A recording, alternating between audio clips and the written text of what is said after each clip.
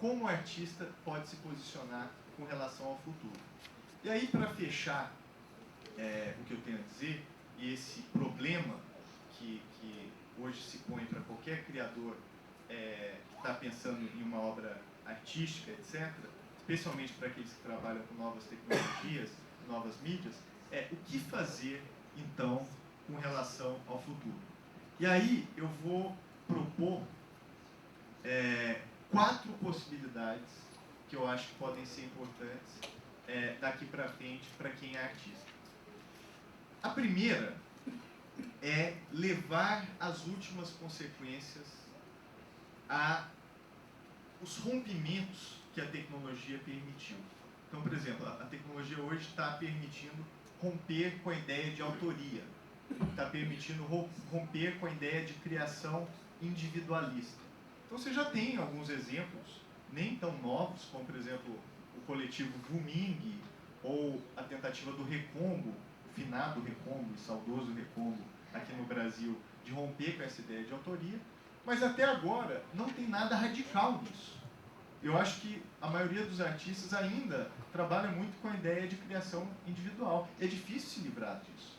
É difícil até porque o mercado demanda isso. Então, romper e levar às últimas consequências essas transformações da produção colaborativa, da produção transindividual, eu acho que é algo ainda a ser feito de forma sistemática. Eu acho que a gente já teve experiências, mas não vi isso se concretizar com relação ao futuro. Essa é uma possibilidade artística ainda a ser explorada de forma séria. A segunda proposta que eu diria é a possibilidade, por exemplo, de trabalhar com a obsolescência. Isso é uma coisa já comum. Então, por exemplo, eu vejo hoje vários artistas, e acho uma tentativa legal, louvável, que trabalham com tecnologias obsoletas.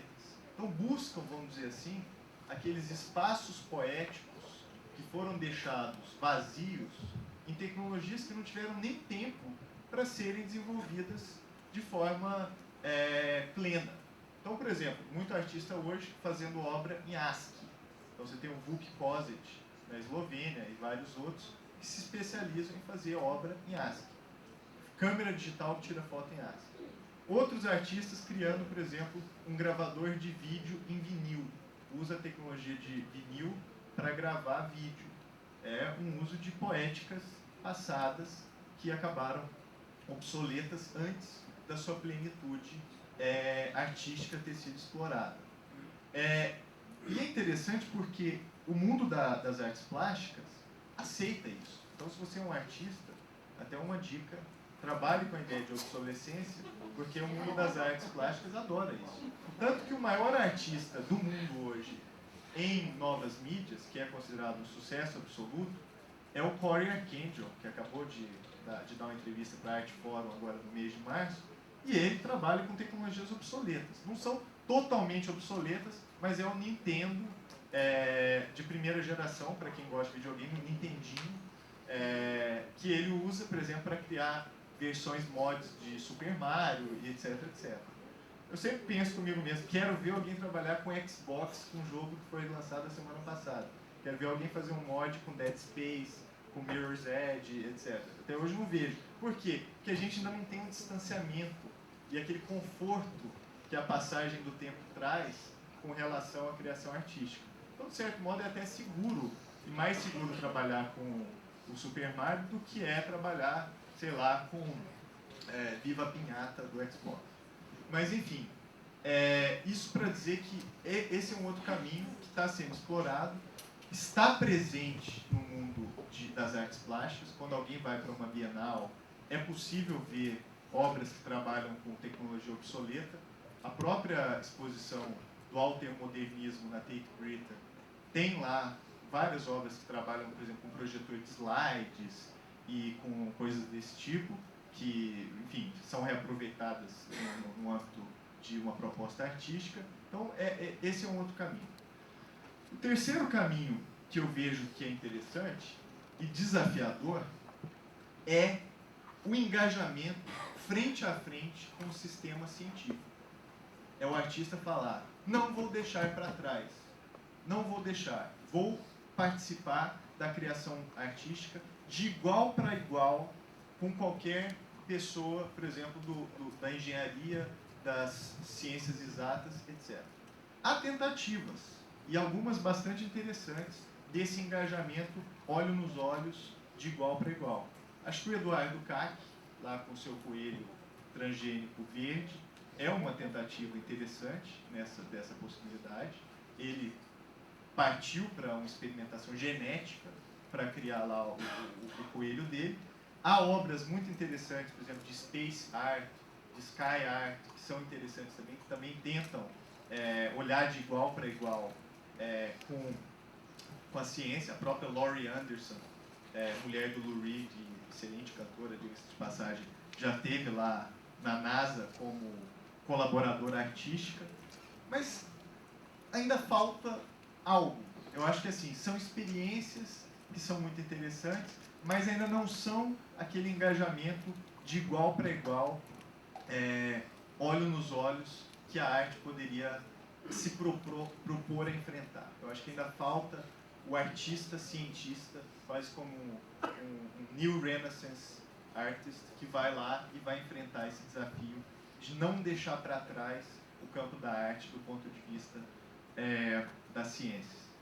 E aí, para encerrar, e a minha quarta proposta, que eu acho talvez que pelo menos me interessa muito, é o seguinte: dentro desse universo todo de expansão, um dos fenômenos que eu acho mais interessantes de tudo o que está acontecendo nesse novo século é a apropriação da tecnologia por parte das periferias globais. Eu acho que a gente está vivendo hoje a infância das possibilidades que isso vai trazer.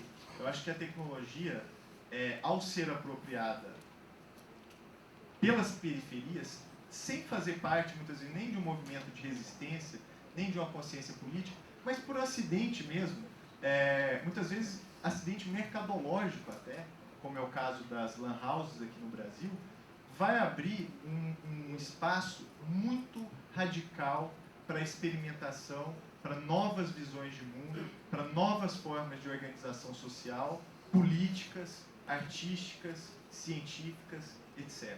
Então, eu fico muito empolgado ao assistir, nos mais variados campos possíveis, manifestações como, por exemplo, algo que eu pesquisei muito, que é o Tecnobrega de Belém do Pará, ou o Kuduro de Angola, ou a Champeta na Colômbia, ou Kwaito na África do Sul, ou Sonideiros no México, ou Coupé de Calais na Costa do Marfim. E não é só país pobre, não, é periferia de país rico também. Então é o two-step em Londres, é o grime em Londres, é o hip-hop de Baltimore, o hip-hop do Texas, e por aí vai, Miami Bass. Então, isso eu acho muito interessante, porque é uma nova forma de empoderamento, de empowerment, cujas consequências ainda são muito pouco percebidas. Eu acho que a gente está realmente vivendo a infância dessa nova leva de inclusão digital, que vai fazer uma recombinação muito grande em todos esses âmbitos sociais que eu descrevi aqui hoje. Então, eu acho que essa é também uma das possibilidades que eu acho para a criação artística muito forte. Eu acho que o artista digital, o artista de novas mídias, não deveria fechar os olhos para isso que está acontecendo. Pelo contrário, acho que deveria abraçar essas possibilidades, porque muitas das experimentações mais interessantes, dos conteúdos mais interessantes, das propostas e visões de mundo mais legais, para que não dizer divertidas e dançantes, que a gente está podendo ver hoje, estão vindo justamente desses lugares que a gente menos esperaria encontrar inovação. Então é isso. Obrigado.